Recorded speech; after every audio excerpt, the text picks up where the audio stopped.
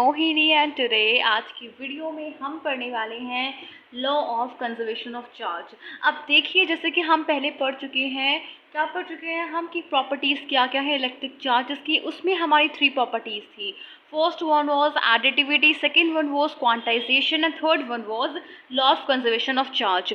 तो पिछले लेक्चर में हम क्वांटाइजेशन एंड एडिटिविटी जो है हमारे टॉपिक्स कवर कर चुके हैं। अब इस वीडियो में हम करने वाले हैं law of conservation of charge कि कंजर्वेशन क्या है। तो लेट्स स्टार्ट। तो कंजर्वेशन का मीनिंग आपको पता है, कंजर्व का मतलब क्या होता है, कोई भी चीज़ जो है आपस में कंजर्व है। तो जिस तरीके से हमारा जो मास का कंजर्वेशन होता है, सभी चीज़ों क्या होते हैं, सभी चीज़ें हमारी जो यूनिवर्स में कंजर्व होती हैं, इसी तरीके से हमारा जो चार्ज है वो भी क्या होता है, कंजर्व होता है। अब इसके अकॉर्डिंग देखो, लिख लेते हैं क्या लिखना है। देखिए, the total charge of an isolated system. हमारे पास क्या है, कोई भी अगर हमारे पास कोई आइसोलेटेड सिस्टम है, उसका जो टोटल चार्ज है अगर हमारा हमेशा कांस्टेंट रहेगा, उसका टोटल चार्ज, ना तो चार्ज इसको हम क्रिएट कर सकते हैं ना इसको हम डिस्ट्रॉय कर सकते हैं। देखो, जैसे आपने माना कोई स्फीयर मान लो, या फिर कोई भी हमारा एक प्लेस आपने मान लिया, एक हमने कोई ऑब्जेक्ट माना है, ये जो है बहुत सारे चार्जेस का क्या है, हमारा मतलब बहुत सारे चार्जेस से मिलकर बन रहा है। जैसे हमने कहा कि Q1 चार्ज है, Q2 चार्ज है, Q3 चार्ज है, Q4 चार्ज है, Q5 चार्ज है, Qn तक हमारे डैश डैश डैश Qn तक हमारे जो है चार्जेस हैं। अब अगर हम कहें कि इसका जो टोटल चार्ज है, अगर हम टोटल चार्ज बताएं इस ऑब्जेक्ट का कितना है, कि इसका टोटल चार्ज है Q, तो इसका जो टोटल चार्ज, अब law of conservation of charge हमें क्या बताता है कि चार्ज का कंजर्वेशन हो रहा है, मतलब कि जो हमारा इसका टोटल चार्ज है वो हमारा इन सभी जो ये चार्जेस हैं इनके सम के इक्वल होगा। ये तो आप पहले पढ़ चुके हैं कि ये सम के इक्वल होगा। लेकिन अगर हम बात करें, इसका मतलब हुआ कि जो टोटल चार्ज है वो हमेशा हमारा कांस्टेंट ही रहेगा। जैसे अगर इसमें से हमने एक चार्ज को रिमूव कर लिया, तो यहाँ से जो है एक चार्ज रिमूव हट गया, लेकिन वो दूसरे से चला, मतलब जो चार्जेस हैं वो हमें अपने आप में कंजर्व्ड हैं। केवल चार्जेस की ट्रांसफरिंग ही हो सकती है, वो एक बॉडी से एक दूसरी बॉडी में ही ट्रांसफर हो सकते हैं। अब एक और पॉइंट आता है कि द इलेक्ट्रिक चार्जेस, की इलेक्ट्रिक जो हमारे चार्जेस हैं उनको charges can neither be created, ना तो उनको हम क्रिएट कर सकते हैं, कैन नीदर बी क्रिएटेड, ना तो उनको हम क्रिएट कर सकते हैं, एंड नॉट डिस्ट्रॉयड, ना ही उनको हम डिस्ट्रॉय कर सकते हैं। जैसे कि आपने पढ़ा होगा कि हमारा जो मास का वही चीज़ें होती हैं, सेम चीज़ हमारी मास की होती है, law of conservation of mass में, कि मास can neither be created not destroyed. तो अगर हमारे इलेक्ट्रिक चार्जेस ना तो क्रिएट हो सकते हैं, ना ही हमारे वो डिस्ट्रॉय हो सकते हैं, तो उनका क्या होगा, तो they can only be transferred, they can only be transferred from one body to another. वो जो है हमारा एक बॉडी से transferred from one body to another, यानी कि वो हमारा एक बॉडी से दूसरी बॉडी में केवल ट्रांसफर हो सकते हैं। इतनी बात क्लियर है सबको। जैसे ये हमारे यहाँ से कोई चार्ज निकला तो वो यहाँ से निकला, कोई Q1 चार्ज यहाँ से निकला, और ये जो है कोई ऑब्जेक्ट हमारे यहाँ पे है, ये न्यूट्रल था और वो इस बॉडी में चला गया, तो वो हमारा ट्रांसफरेंस हो गया, वो खत्म तो नहीं हुआ, चार्ज है, लेकिन उसका क्या हो चुका है, यहाँ पर चार्ज का ट्रांसफरिंग हो चुकी है। And that's why we can say total charge of the universe, total charge of the universe remains constant, यानी कि हमारा जो यूनिवर्स का टोटल चार्ज क्या रहता है, हमेशा हमारा कांस्टेंट रहता है। ये चीज़ आपको पता है थर्मोडायनामिक्स भी, यहाँ पर थर्मोडायनामिक्स मान रहा है, हीट का होता है वो, लेकिन यहाँ पर हमारा चार्जेस का भी होता है कि टोटल चार्ज हमारा कांस्टेंट है, मतलब कि ना तो क्रिएट हो सकता है ना डिस्ट्रॉय, तो चार्जेस कैसे हैं, कंजर्व्ड है। बहुत ईजी कंसेप्ट है। चलिए अब हम इसके कुछ एग्जाम्पल ले लेते हैं। जैसे एग्जाम्पल नंबर फर्स्ट, हमने क्या करा है, NaCl का हमने आयनाइजेशन करा है। जैसे हमने NaCl का आयनाइजेशन करा, इसने क्या फॉर्म करा, इसने फॉर्म करा Na positive plus Cl negative. तो यहाँ पर जो इसका चार्ज है ये न्यूट्रल था, अब जो यहाँ पर फॉर्म हुई ये पॉजिटिव चार्ज है माइनस चार्ज है, ऐड करा दोनों के चार्जेस को, फिर जीरो आया, इसका चार्ज भी जीरो था, इसका चार्ज भी जीरो था, चार्जेस क्या हुए, कंजर्व्ड हुए। फर्स्ट एग्जाम्पल होगा क्लियर। अब सेकंड एग्जाम्पल देख लेते हैं। देखो सेकंड एग्जाम्पल जो काफ़ी इंपॉर्टेंट एग्जाम्पल है, देखिए समझिए। हम अगर यूरेनियम का फ्यूजन की बात करते हैं, सेकेंड एग्जाम्पल है हमारा फ्यूजन ऑफ अ यूरेनियम। अगर हम यूरेनियम का फ्यूजन कर रहे हैं, देखते हैं। देखिए यूरेनियम की फ्यूजन किस तरीके से होगी। हमने यूरेनियम दिया, आपको पता है यूरेनियम का जो एटॉमिक नंबर होता है वो कितना होता है, यूरेनियम का एटॉमिक नंबर होता है 92, इसका जो एटॉमिक मास होता है वो होता है 235 से क्या होता है एटॉमिक मास होता है। अगर हम इस यूरेनियम का फ्यूजन कराते हैं, फ्यूजन हम कराते हैं अगर उस पर हम न्यूट्रॉन्स का अटैक करवाते हैं, न्यूट्रॉन्स का हम अटैक कराएंगे उसके थ्रू क्या होगा, इसका फ्यूजन हो जाएगा और जिस ड्यूरिंग इसका फ्यूजन होगा उस ड्यूरिंग क्या होगा, ये फॉर्म करेगा, फ्यूजन हो जाएगा इसके न्यूक्लियस का, और न्यूक्लियस का फ्यूजन होने के बाद में ये क्या फॉर्म करेगा, इट विल फॉर्म बैरियम 56141। ये बैरियम का एटॉमिक नंबर है और बैरियम का एटॉमिक मास है, तो ये बैरियम फॉर्म करेगा, प्लस में ये क्रिप्टन फॉर्म करेगा, क्रिप्टन इसका एटॉमिक नंबर 36, इसका जो एटॉमिक मास है 92, प्लस साथ में वो हमारे 3 न्यूट्रॉन भी फॉर्म करेगा। जो न्यूट्रॉन्स हमने दिए थे उसकी फ्यूजन के लिए, जो न्यूट्रॉन्स हमने दिए थे वो फिर से उससे ज़्यादा अमाउंट में, यानी कि हमारे जो है न्यूट्रॉन्स प्रोड्यूस हुए। मतलब कि ये जो रिएक्शन है आपको पता है कि ये ट्रेमेंडसली चलती रहेगी, ये जो रिएक्शन है आपकी यहाँ से ट्रेमेंडसली चलती रहेगी। तो इसके से तो हमारा फ्यूजन की ड्यूरिंग क्या होती है, लार्ज अमाउंट ऑफ एनर्जी क्या होती है, प्रोड्यूस होती है, और ये जो रिएक्शन है चलती रहती है। इसको रोकने के लिए बहुत ज़्यादा जो है प्रिवेंशन चाहिए होते हैं हमारे लिए। तो इसके देखो अब हम इसमें कंजर्वेशन कैसे अप्लाई हो रहा है। अब भाई देखो, उस पर चार्ज होता है, चार्ज जो है हमारा एटॉमिक नंबर से हम देख लेते हैं। चार्ज का मतलब है यहाँ पे हम इलेक्ट्रॉन्स और प्रोटॉन से बात कर लेते हैं। देखिए मान लीजिए कि हमारा इसका एटॉमिक नंबर 92 है, इसके कितने इलेक्ट्रॉन्स है, 92 इलेक्ट्रॉन्स है। इसके बाद में 0 इलेक्ट्रॉन है, अगर इन दोनों के इलेक्ट्रॉन्स का सम करें तो कितने इलेक्ट्रॉन्स है, टोटल इलेक्ट्रॉन्स है 92 इलेक्ट्रॉन्स है। बात समझ में आई इतनी। लेकिन अगर हम इसकी बात करें, देखिए इसका एटॉमिक नंबर है 56, इसके से 56 इलेक्ट्रॉन्स है, इसके से कितने हैं 56 इलेक्ट्रॉन्स है। इसका जो है 36 नंबर है एटॉमिक नंबर, इसके से कितने इलेक्ट्रॉन है 36 इलेक्ट्रॉन्स है। इसके पास में 0 इलेक्ट्रॉन भी नहीं है, 3 इंटू 0 इलेक्ट्रॉन्स है, 0 इलेक्ट्रॉन है। अगर इनको हम ऐड करते हैं तो कितने इलेक्ट्रॉन्स के इसमें 92 इलेक्ट्रॉन्स इसके इसमें है। दोनों के इलेक्ट्रॉन्स इक्वल है, मतलब कि तो दोनों का चार्ज है वो कैसा है, इक्वल है। दोनों का चार्ज इक्वल है, जो हमारा फ्यूजन से पहले और फ्यूजन के बाद चार्जेस इक्वल है, मतलब कि चार्जेस कंजर्व हो चुके हैं। चार्जेस कैसे हैं, कंजर्व्ड हैं, केवल वो हमारे जो है दूसरी फॉर्म में, मतलब जो चीज़ें हैं टूटी दूसरी फॉर्म में कन्वर्ट हो गए, ट्रांसफर हो गया चार्जेस का। तो transferring of charges takes place, तो ये हमारा प्रोसेस था फ्यूजन का, और ये हमारा law of conservation of charge को फॉलो करता है। थर्ड एग्जाम्पल आता है पेयर प्रोडक्शन का। किस चीज़ का एग्जाम्पल आता है, पेयर प्रोडक्शन का।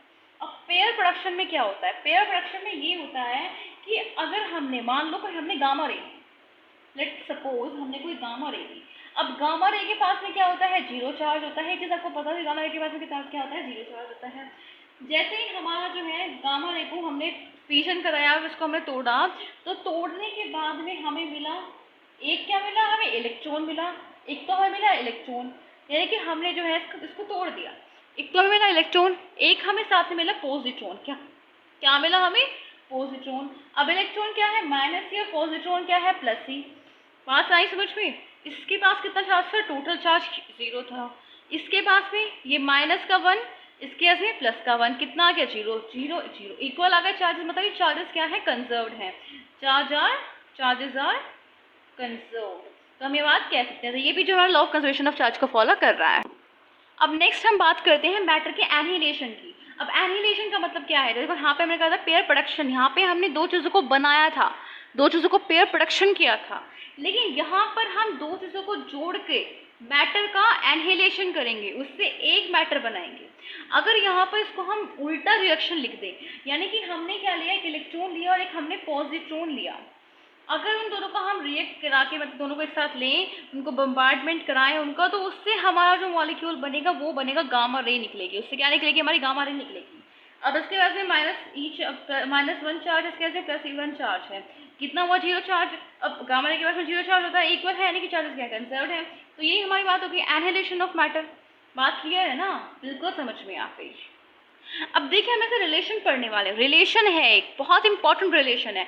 अब ये जो रिलेशन है ये हमारा स्पेशल थ्योरी ऑफ रिलेटिविटी का है। अब स्पेशल थ्योरी ऑफ रिलेटिविटी किसने दी थी, ये दी थी हमारे अल्बर्ट आइंस्टाइन ने। और इन्होंने क्या कहा था, इन्होंने इस रिलेशन में क्या बताया था, इन्होंने बताया था इफेक्ट बताया था इन्होंने कि हमारा स्पीड का इफेक्ट क्या पड़ता है मास पर और इलेक्ट्रिक चार्ज पर, और इलेक्ट्रिक चार्ज पर।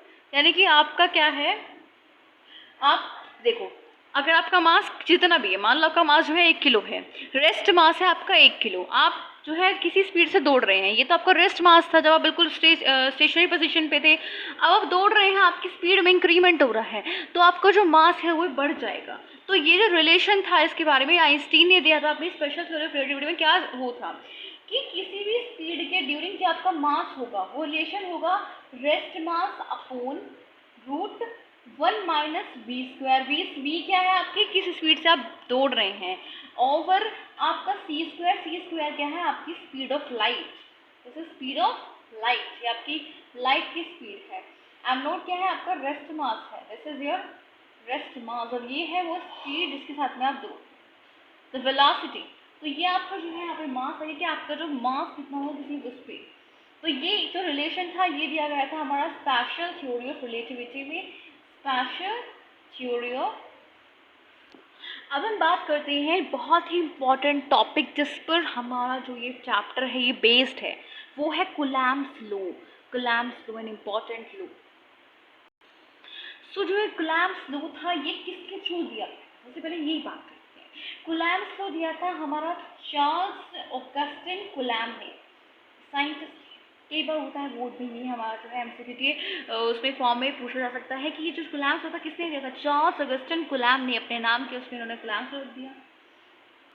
अब इस लॉ को क्यों दिया गया था, क्या इसका पर्पस था इस लॉ का, तो एक चीज़ ध्यान रखो, इट मेजर्स, ये हमें एक मेजरमेंट का तरीका देता है, it measures the electric force, यानी कि हमने देखो बिटवीन स्मॉल चार्ज्ड स्फीयर्स। देखिए ये कूलम्ब्स लॉ क्यों दिया गया था, कूलम्ब्स लॉ में था क्या कि इसने हमें बताया था, मान लो कोई दो चार्ज स्फीयर्स, इसका चार्ज Q1 है, इसका स्क्वायर चार्ज Q2 है, ये सेपरेटेड है r डिस्टेंस से। तो इसने बताया था दो चार्जेस हैं, अब इनके बीच में कोई ना कोई इलेक्ट्रिक फोर्स लगेगा। अब जो ये इलेक्ट्रिक फोर्स है वो कितना इलेक्ट्रिक फोर्स इनके बीच में लगेगा, उसका मेजरमेंट हमारा कूलम्ब्स लॉ में दिया गया है। तो ये कूलम्ब्स लॉ क्या स्टेट करता है ये सुन लेते हैं। अब एक चीज़ आपको बहुत ही इंपॉर्टेंट पॉइंट है, बहुत ज़्यादा इंपॉर्टेंट बात है ये, कि जो आपका कूलम्ब्स लॉ है वो आपका जो न्यूटन्स लॉ ऑफ ग्रेविटेशन है उसका ही एनालॉगी है, मतलब कि बिल्कुल उसी पे बेस्ड है। बस वहाँ पर जो हम बात करते हैं वहाँ मासेस की बात करते हैं, यहाँ पर हम सेम तरीके से चार्जेस की बात करेंगे। आप देखने वाले हैं कैसे हम करेंगे बात है जब, चलिए। तो इसके अकॉर्डिंग जो आपका इलेक्ट्रिक फोर्स है वो डायरेक्टली प्रोपोर्शनल है to the product of charges. जो दो चार्जेस जिनके बीच में इलेक्ट्रिक फोर्स लग रहा है उनके प्रोडक्ट के क्या होगा, डायरेक्टली प्रोपोर्शनल होगा इलेक्ट्रिक फोर्स। एंड अब लेकिन जो आपका ग्रेविटेशन फोर्स है, ग्रेविटेशन लॉ है, उसमें क्या होता है, उसमें मासेस होते हैं, मासेस के डायरेक्टली प्रोपोर्शनल होता है उनके प्रोडक्ट के, और ये जो है फोर्स इन्वर्सली प्रोपोर्शनल होगा उनके स्क्वायर रेजिस्टेंस की स्क्वायर के। ये भी आपका वही यूनिवर्सल ग्रेविटेशनल लॉ है। इसको मान लीजिए इक्वेशन फर्स्ट, इसको मान लीजिए इक्वेशन सेकंड। अब अगर हम इन दोनों इक्वेशंस को हम कंबाइन कर दें, combining first and second combine करेंगे हम दोनों इक्वेशंस को, तो क्या गेट करेंगे, electric force is directly proportional to Q1 Q2 over R square. इतनी बात समझ में आई, कंबाइन कर दे दोनों। अब देखो प्रोपोर्शनलिटी कांस्टेंट हटे, प्रोपोर्शनलिटी साइन हटेगा तो कोई ना कोई कांस्टेंट लगेगा। तो प्रोपोर्शनलिटी साइन हटने पे हमने कहा कि हमने एक कांस्टेंट लगाया k। अब Q1 Q2 तो ऐसे ही है, ये तो है ही हमारा रिलेशन, यहाँ पर हमने एक कांस्टेंट लगाया k।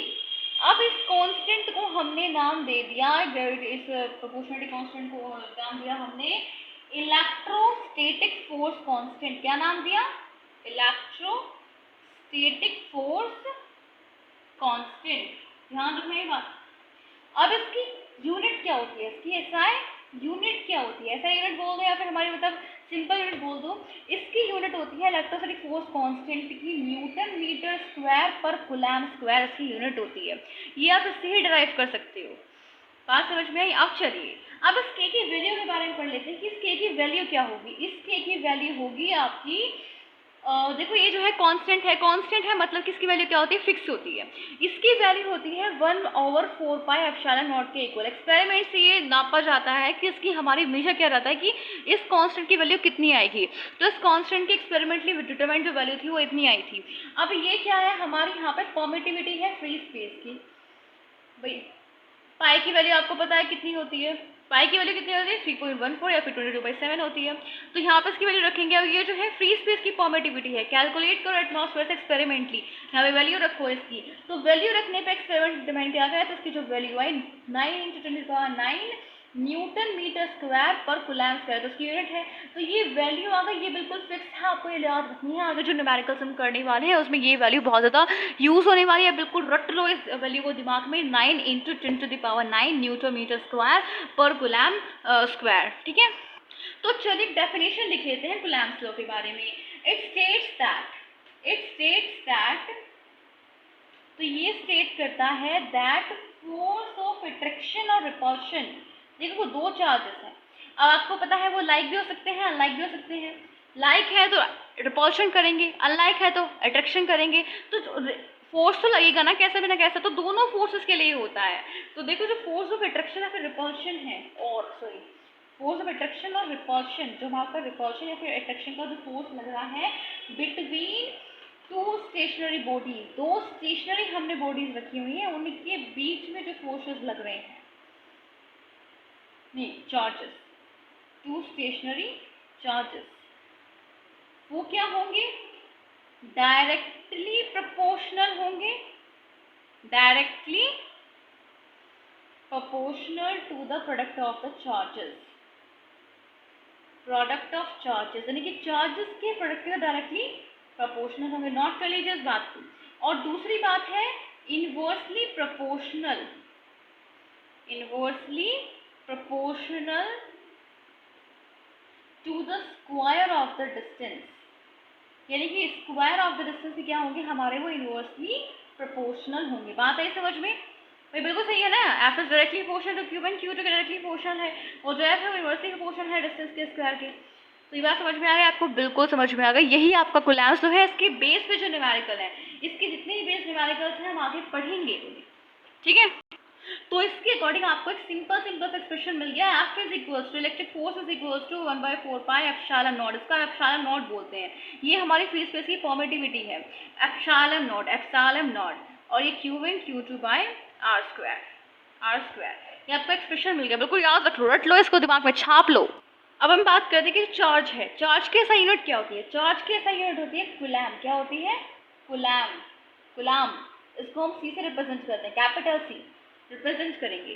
और जो उसकी सीजीएस यूनिट होती है चार्ज की, वो क्या होती है? वो होती है एसयू। क्या होती है? एसयू। एसयू का मतलब क्या हुआ? Electrostatic unit of charge. ESU का मतलब है इलेक्ट्रोस्टैटिक यूनिट ऑफ चार्ज, ये हमारी एसयू है। वहाँ समझ में? Electrostatic unit of charge. अब एसयू की वैल्यू लिख देते हैं। देखो, जो 1 कूलम होता है, एक रिलेशन है इन दोनों के बीच में, कूलम और एसयू के बीच में। 1 coulomb is equals to 3 × 10⁹ ESU. अब ये जो है आपकी, इनके जो एप्लीकेशंस हैं, इनके जो आपके आएंगे, ये काम आएंगे आपके न्यूमेरिकल्स में। तो वो रट लो, इनको नोट कर लो अपनी कॉपीज, बिल्कुल नोट कर लो। तो चलिए, तो नेक्स्ट टॉपिक हम पढ़ने वाले हैं, वो है हमारा डाइलेक्ट्रिक कांस्टेंट। क्या है हमारा? Dielectric constant. डाइलेक्ट्रिक कांस्टेंट मतलब कि हमारा, इसको जो है हम रिलेटिव परमिटिविटी भी बोलते हैं, इसको जो है हम रिलेटिव परमिटिविटी भी बोलते हैं। देखिए, इसके बारे में पढ़ने वाले इस टॉपिक। सबसे पहले हम बात करते हैं व्हाट इज परमिटिविटी। तो परमिटिविटी क्या है? सबसे पहले इसकी हम डेफिनेशन दिखा देते हैं आपको। अब हमारा जो नेक्स्ट टॉपिक था परमिटिविटी। परमिटिविटी डेफिनेशन क्या है? तो permittivity, it is that property of the medium which determines electric force between charges situated in that medium. अब देखो, हमारा जैसे हम पहले फोर्स का फॉर्मूला पढ़ रहे थे, फोर्स का फॉर्मूला क्या था? देखो, फोर्स का फॉर्मूला था F = 1/4 pi epsilon naught dot Q1 Q2/r²। ये तो हमारा सिंपल फॉर्मूला था। अब यहाँ पर जो हम एप्सिलॉन नॉट ले रहे थे, एप्सिलॉन नोड मतलब कि वैक्यूम। यहाँ पे जो नोड है ये हमारा क्या रिप्रेजेंट कर रहा है? ये हमारा रिप्रेजेंट कर रहा है वैक्यूम को। तो ये जो थी हमारी परमिटिविटी थी फ्री स्पेस में। किस में थी? फ्री स्पेस, मतलब वैक्यूम में थी। लेकिन अगर हमारे चार्जेस थे, ये फॉर्मूला था कि अगर हमारे जो चार्जेस हैं वो किसी में लोकेट कर रहे हो, किसी वैक्यूम में लोकेट कर रहे हो। लेकिन अगर हम बात करें, अगर हमारे चार्जेस अब भाई हर जगह वैक्यूम तो होता नहीं है, कोई ना कोई मीडियम में तो हम रखते ही हैं, उस मीडियम की कुछ ना कुछ तो परमिटिविटी होती ही है। तो इस केस में जो हमारी परमिटिविटी की बात करें तो हर एक मीडियम की अलग अलग परमिटिविटी होती है। तो परमिटिविटी हमारी उस मीडियम की वही प्रॉपर्टी है जो कि हमारी इलेक्ट्रिक फोर्स बताती है कि दो चार्जेस, अब हर एक मीडियम के लिए जो हमारा देखो हर एक मीडियम में, जैसे हम अगर मीडियम चेंज कर रहे हैं, मीडियम चेंज करके सेम चार्जेस को हम पुट कर रहे हैं, सेम डिस्टेंस पर पुट कर रहे हैं, तो उनके जो इलेक्ट्रिक फोर्स है वो चेंज हो जाएगा, क्योंकि वो हमारा मीडियम के ऊपर डिपेंड कर रहा है, मीडियम से अफेक्टेड हो रहा है, तो मीडियम पर वो डिपेंड कर रहा है, इसलिए हमारी जो परमिटिविटी है वो इंपॉर्टेंट होती है। जैसे हमारा मान लीजिए कोई भी हमारा एक मीडियम हमने ले रखा है, ये कोई मीडियम है, इसमें पॉजिटिव चार्ज है नेगेटिव चार्ज है, दोनों के बीच में फोर्स लगेगा, लेकिन यहाँ कोई मीडियम आ गया, इसकी जो परमिटिविटी है मान लीजिए वो एप्सिलॉन है, एप्सिलॉन नोड नहीं है, नोड हमारा वैक्यूम को रिप्रेजेंट कर रहा है, एप्सिलॉन है मतलब कुछ ना कुछ भी परमिटिविटी है, तो वो जो फोर्स एक्सर्ट कर रहा है, ये जो फोर्स एक्सर्ट हो रहा है, तो ये हमें बताता है कि ये जो फोर्स है ये वेरी करेगा with the change in the medium, medium के चेंज के साथ में जो फोर्स है ये वेरी हो जाएगा। तो परमिटिविटी वही प्रॉपर्टी है मीडियम की जो डिटरमाइन करेगी इलेक्ट्रिक फोर्स को, कि दो चार्जेस सिचुएट कर रहे हैं उस मीडियम में, उसमें उसकी परमिटिविटी, उसके इलेक्ट्रिक फोर्स कितना उसके बीच में लग रहा है। अब हम बात करते हैं एब्सोल्यूट परमिटिविटी क्या होती है। एब्सोल्यूट परमिटिविटी, देखो हमने हमें परमिटिविटी पढ़ लिया, परमिटिविटी हमारे एप्सिलॉन नोड हो सकती है, एप्सिलॉन हो सकती है, कुछ भी हो सकती है, ये एप्सिलॉन नोड भी हो सकती है, हो सकता है वैक्यूम एप्सिलॉन नोड भी हो सकती है, ये कुछ भी हो सकती है जो परमिटिविटी है इसकी, लेकिन जो परमिटिविटी एब्सोल्यूट परमिटिविटी होगी वो होगी परमिटिविटी ऑफ इंटरवेनिंग मीडियम, यानी कि जिस मीडियम में उसका रखा हुआ है एग्जैक्टली उसकी परमिटिविटी कितनी है। इंटरवेनिंग मीडियम जिसमें हमारे जो चार्जेस हैं वो एग्जिस्ट कर रहे हैं, उसकी परमिटिविटी कितनी है, इंटरवेनिंग मीडियम, और इसको जो है एब्सोल्यूट परमिटिविटी को रिप्रेजेंट करते हैं एप्सिलॉन से, एप्सिलॉन नोड से नहीं, एप्सिलॉन से उसको हम जो है रिप्रेजेंट करते हैं। इतनी बात क्लियर हुई। अब जो हमारा एक टर्म आता है हमारा रिलेटिव परमिटिविटी, क्या आता है रिलेटिव परमिटिविटी, जो हम पढ़ रहे थे डायइलेक्ट्रिक कांस्टेंट रिलेटिव परमिटिविटी, तो आपको बेसिक बताया था एब्सोल्यूट परमिटिविटी क्या होती है, परमिटिविटी क्या होती है, लेकिन अब हम बात करेंगे रियल टॉपिक पर which is the dielectric constant, जो कि हमारा क्या है डायइलेक्ट्रिक कांस्टेंट। डायइलेक्ट्रिक कांस्टेंट को हम रिप्रेजेंट करते हैं रिलेटिव परमिटिविटी से, रिप्रेजेंटेड बाय रिलेटिव परमिटिविटी। अब जो आपका डायइलेक्ट्रिक कांस्टेंट है, सबसे पहले बात आती है कि उसको हम किससे रिप्रेजेंट करते हैं, इसको हम रिप्रेजेंट करते हैं के से। ये जो के है ना कुछ अलग तरह के होता है, ये ऐसे होता है कि इस तरह का, इसको जो है हम कप्पा बोलते हैं, क्या बोलते हैं इसको हम कप्पा बोलते हैं इस के को। अब ये हमारा रिप्रेजेंट करता है डायइलेक्ट्रिक कांस्टेंट को रिप्रेजेंट कर रहा है, ठीक है। अब ये हमारा डायइलेक्ट्रिक कांस्टेंट मतलब क्या है, डायइलेक्ट्रिक कांस्टेंट हुआ कि इसको हम पढ़ने वाले रिलेशन कैसे हम बताएंगे डायइलेक्ट्रिक कांस्टेंट के बारे में, रिलेटिव परमिटिविटी कैसे निकालते हैं, कि मतलब कोई भी हमारी वैक्यूम के रिलेटिव में हम एब्सोल्यूट परमिटिविटी रिलेटिव निकालते हैं, चलिए इसके बारे में पढ़ते हैं। तो देखिए जैसे कि मैंने आपको बताया था कि अगर हम किसी वैक्यूम में फोर्स निकालते हैं, तो वैक्यूम में फोर्स निकालने के लिए जो परमिटिविटी हम लेते हैं वो लेते हैं 1/4 पाई एप्सिलॉन नोड। ये जो नोड है ये रिप्रेजेंट कर रहा है वैक्यूम को, वैक्यूम में हम लेते हैं 1/4 pi epsilon naught dot Q1 Q2 over R square, अगर हमारे चार्जेस जो हैं ये हैं। तो वैक्यूम में जो फोर्स लग रहा है हमने इसको फर्स्ट इक्वेशन मान ली, लेकिन अगर हम बात करें, अगर हम जो फोर्स है किसी मीडियम में लगा रहे हैं, मीडियम में लगा रहे हैं मतलब कि जिसका वो हो जाएगा, जो उसका हमारा परमिटिविटी होगी कितनी होगी, एप्सिलॉन होगी, एप्सिलॉन नोड नहीं होगी, एप्सिलॉन होगी, क्योंकि किसी इंटरवेनिंग मीडियम में है, एब्सोल्यूट परमिटिविटी है, लेकिन चार्जेस तो हमारे सेम है, बस मीडियम में तो चेंज हुआ है, तो ये जो डिफरेंस आ गया। अब मीडियम का वैक्यूम का अलग है, मीडियम का अलग है, जो कि इनकी रिलेटिव परमिटिविटी, इसकी इन परमिटिविटीज की वजह से। अगर हम इन दोनों इक्वेशंस को डिवाइड कर दें, अगर हम इन दोनों इक्वेशंस को डिवाइड कर दें, डिवाइडिंग फर्स्ट और सेकेंड, क्या कट करेंगे हम, F vacuum by F medium. अब देखो इसमें 4 पाई 4 कट गया, ये वाला एलिमेंट फोड़ कट गया, यहाँ से कैंसिल हो गया, क्या बचा, केवल यहाँ पे बचा एप्सिलॉन ओवर एप्सिलॉन नोड, ये बचा। इन दोनों का जो रेशियो है इनकी रिलेटिव परमिटिविटी, जो इनकी परमिटिविटीज है उनके इक्वल आ गया, उनके इनवर्स रेशियो के इक्वल आ गया। तो जो हमारा रिलेटिव परमिटिविटी होती है, अब आपको एक बात बता दूं, जो रिलेटिव परमिटिविटी है, जो डायइलेक्ट्रिक कांस्टेंट है, वो किसके इक्वल होता है, मैंने बताया नहीं था आपको पहले, जो रिलेटिव परमिटिविटी होती है वो होता है आपका रेशियो ऑफ, वो क्या होता है, रेशियो होता है एप्सिलॉन ओवर एप्सिलॉन नोड का रेशियो हमारा है, क्या होता है रिलेटिव परमिटिविटी होती है। बिल्कुल ध्यान में रख लो, इस बात को छाप लो दिमाग में, that relative permittivity is equal to the ratio of the जो हमारी ये हैं permittivities of the intervening medium over the permittivity in the vacuum. तो जो आपका रिलेटिव परमिटिविटी है या फिर डायरेक्ट्रिक कांस्टेंट, इसको रिप्रेजेंट करते हैं के से, कप्पा से। ये किसके इक्वल हो जाएगी? एप्सिलॉन ओवर एप्सिलॉन नॉट, इसके इक्वल आ गई। अब आपको अभी आपने यहाँ पे निकाला कि एप्सिलॉन ओवर एप्सिलॉन नॉट किसके इक्वल है? F vacuum over F medium, जो आपका फोर्स वैक्यूम में और हमारा फोर्स आपका मीडियम में। तो इसके अकॉर्डिंग इन इक्वेशन से हम क्या गेट करेंगे? इक्वेशन से हम गेट करेंगे कि आपका जो ये डायलेक्ट्रिक कांस्टेंट है वो किसके इक्वल आ जाएगा? डायलेक्ट्रिक कांस्टेंट आपका एक कप्पा जो है आ जाएगा epsilon over epsilon naught is equal to F vacuum over F medium के इक्वल आ जाएगा। ये आपका रिलेशन है, इसको बिल्कुल बहुत इंपॉर्टेंट रिलेशन है, इसको बहुत अच्छे बहुत सारे न्यूमेरिकल्स हैं इसके आपको बनेंगे। इस टॉपिक पे आपके जो बहुत सारे न्यूमेरिकल्स बनने वाले हैं। अब देखिए आपका डायलेक्ट्रिक कांस्टेंट। अब हम बात करते हैं कुछ मीडियम्स के लिए, बता देती हूँ जो हमारे कॉमन मीडियम होते हैं। जैसे कि अगर हम बात करें वैक्यूम के लिए, डायलेक्ट्रिक जो आपका वैक्यूम है उसके डायरेक्ट्रिक कांस्टेंट कितना होता है? डायरेक्ट्रिक कांस्टेंट होता है वैक्यूम का बिल्कुल वन होता है। देखिए इसका जो डायरेक्ट्रिक कांस्टेंट है 1 है। अगर हम अब बात करें एयर के लिए होता है 1.00054, थोड़ा सा 1 से बड़ा, मतलब थोड़ी सी इम्प्योरिटी इसके में होती है, थोड़ा वैक्यूम ज़्यादा होता है, डेंसिटी के ऊपर डिपेंड हो रहा है। अब लेकिन जो वाटर के लिए हम बात करें, वाटर के लिए जो डायरेक्ट्रिक कांस्टेंट होता है वो होता है 80। आपने 10th क्लास में पढ़ा होगा। ये जो बातें हैं कुछ कॉमन चीज़ों के आपके जो है ये डायरेक्ट्रिक कांस्टेंट गिवन है, इनको याद कर लीजिए, बिल्कुल रट लीजिए। ये भी आपके जो है न्यूमेरिकल्स करने में बहुत ज़्यादा यूजफुल हो सकते हैं, बिल्कुल अच्छे से इनको छाप लीजिए। देखो एक और बात मैं बता देती हूँ आपको, सुनिए। वैक्यूम में जो रिलेटिव जो आपका डायरेक्ट्रिक कांस्टेंट है 1 है। अगर मैं यहाँ पे जो एप्सिलॉन नॉट है इसकी जगह पे मैं क्या लिख सकती हूँ? मतलब ये जो है 1 आ जाएगा। चलो ये रिलेशन आपको ठीक है, इतना समझ लीजिए, ज़्यादा समझने की ज़रूरत नहीं है। अगर आपको ये समझ में आ गया और आपको मेरी वीडियो अच्छी लगी तो प्लीज़ मेरे वीडियो को लाइक कीजिए, मेरे चैनल को सब्सक्राइब कीजिए, और अगर आपको और वीडियोज़ चाहिए तो कमेंट करके बताइए। और टाटा बाय बाय, शेयर कीजिए and keep supporting. Thank you very much, bye bye.